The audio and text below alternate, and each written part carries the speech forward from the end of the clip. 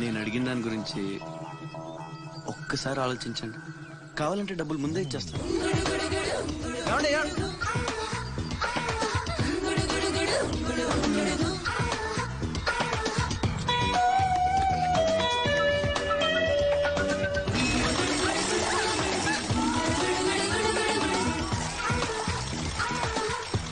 ఒక్కసారి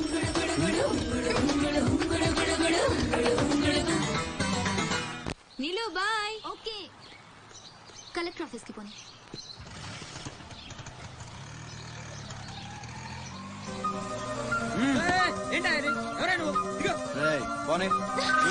కూర్చో, ఒడిసేస్తాను. పోనేరా.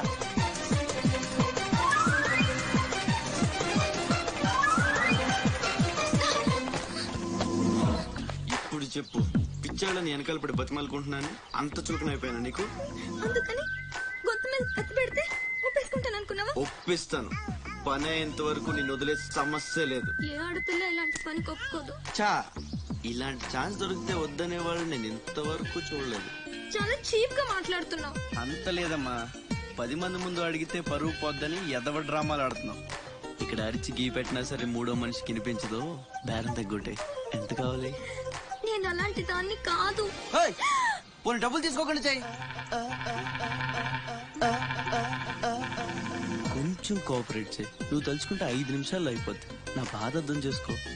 పోనీ రేపు చేస్తావా? రేపా? అన్నిటికీ నోరు తెరుస్తావేంటి? పోనీ ఎల్లుండి చెయ్యి. ఎల్లుండా? 12 సంవత్సరాల నుంచి మీ ఆఫీస్ చుట్టూ పిచ్చి కుక్కలా తిప్పారు. ఒక్కడు పనిచేయడే. పోనీ ఆడపిల్ల నువ్వన్నా నా బాధ అర్థం చేసుకుంటావంటే 15 రోజులు అయింది అప్లికేషన్ ఇచ్చి. అసలు పట్టించుకోవే. అది నువ్విచ్చింది అప్లికేషనా? అంటే అసలు చూడలేదా? సారీ, ఎంత కావాలని అడుగుతుంటే లంచం అనుకోలేదు. మరేమనుకున్నావు? ఇంకేదో అనుకున్నాలే. అప్లికేషన్ ఏముంది? వారం రోజుల నుంచి మీ అప్లికేషన్ పని మీదే ఉన్నావు. కూర్చోండి. శ్రీలంక నుండి ఇక్కడికి వచ్చిన జనంలో రాజలక్ష్మి అన్న పేరున్న వాళ్ళు చాలా మంది ఉన్నారు. అదే పెద్ద ప్రాబ్లం అయింది. అన్ని కలెక్టర్ ఆఫీసుల నుంచి ఆ పేరున్న వాళ్ళందరి వివరాలు రప్పించాను. ఇందులో మీ అమ్మగారు ఎవరు చూడు.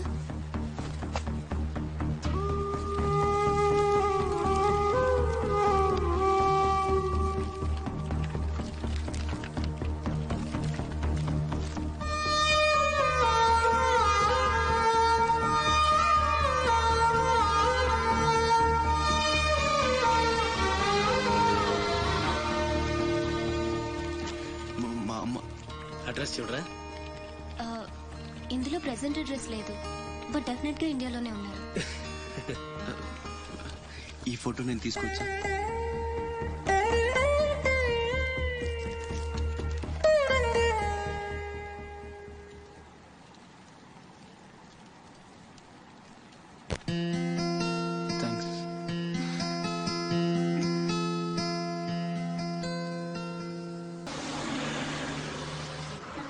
కొత్త డ్రెస్ కొనిపెడతానన్నాడు తెలుసా?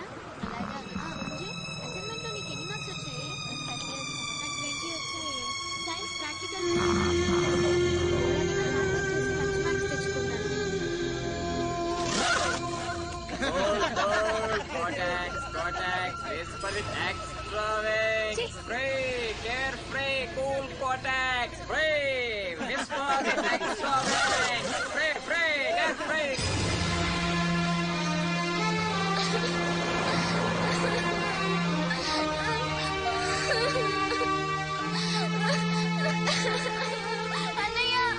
ఏమైందిరా? ఎందుకు ఏడుస్తున్నావు?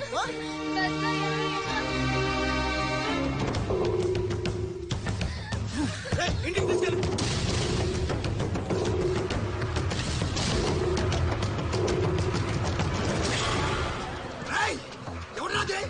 ఎవరు మా చెల్లి మీద చల్లింది? హీరోలు వచ్చారు.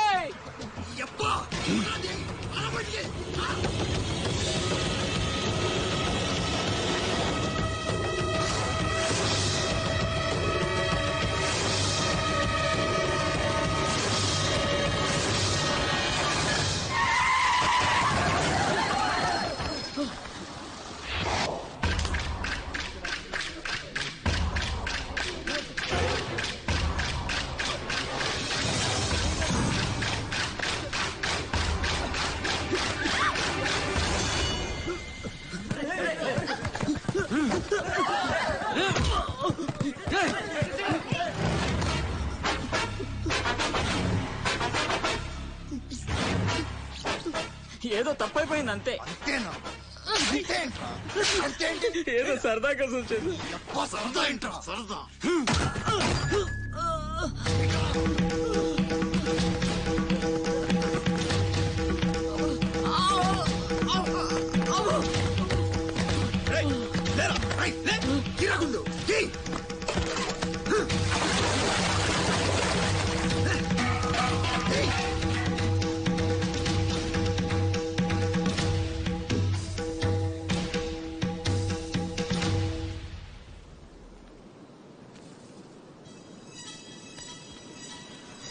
ఏమైందిరా?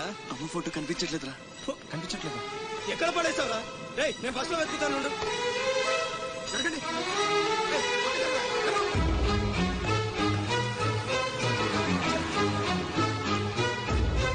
బస్ లో మొత్తం వెతికాను రా, ఎక్కడా దొరకలేదు.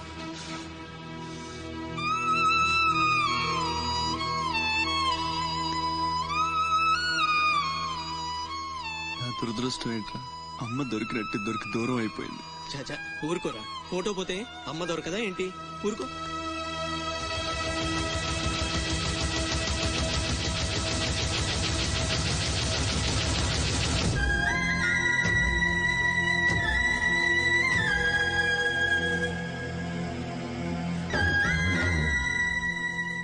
నీ అమ్మ కాదురా, నా అమ్మ. నా ఒక్కడికే అమ్మరా వసకొల్ల.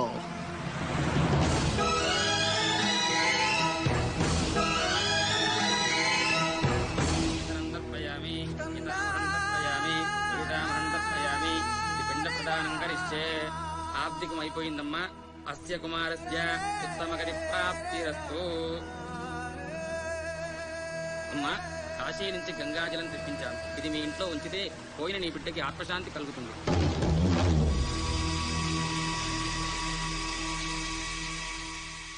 అదేం చిన్న గుండు చేయించుకున్నావేంట్రా? ఈరోజు అన్న పోయిన రోజు కదమ్మా. అన్నంటే తండ్రితో సమానం. అందుకే గుండు చేయించుకున్నా. అన్న కోసం గంగాజలం తెప్పించాను, జాగ్రత్త.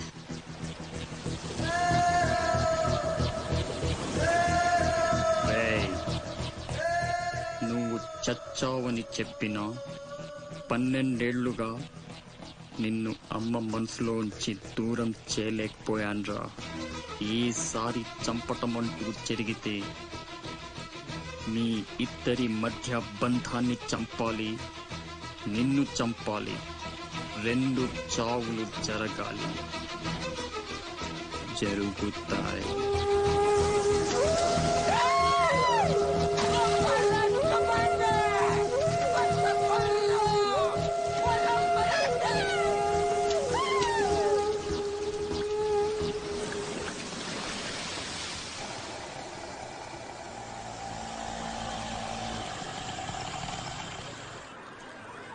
రే బాసు, నీ టపాసు.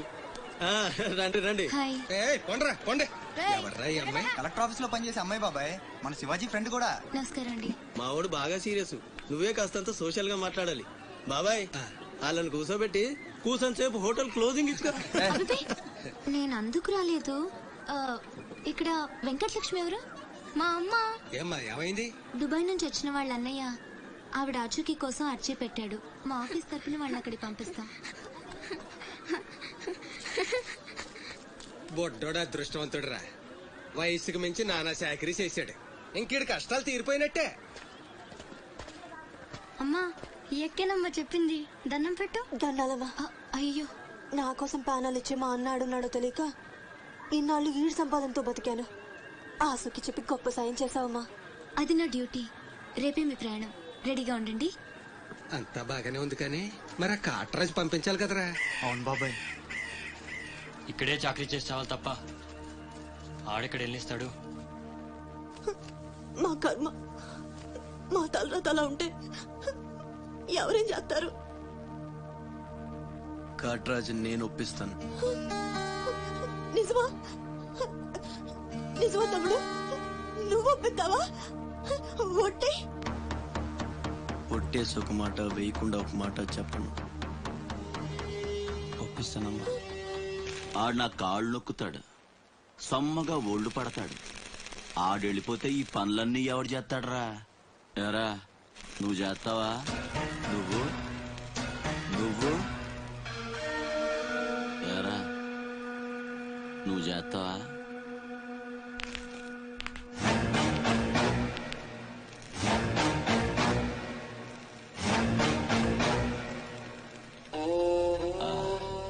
అదే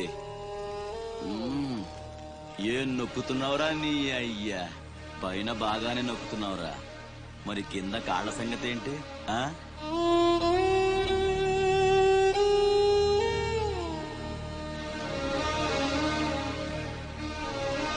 మంచి పట్టుందిరా నీ దగ్గర. నువ్వు ఆడదానిగా పుట్టుంటే పర్మనెంట్ గా ఉంచుకునేవాడిని.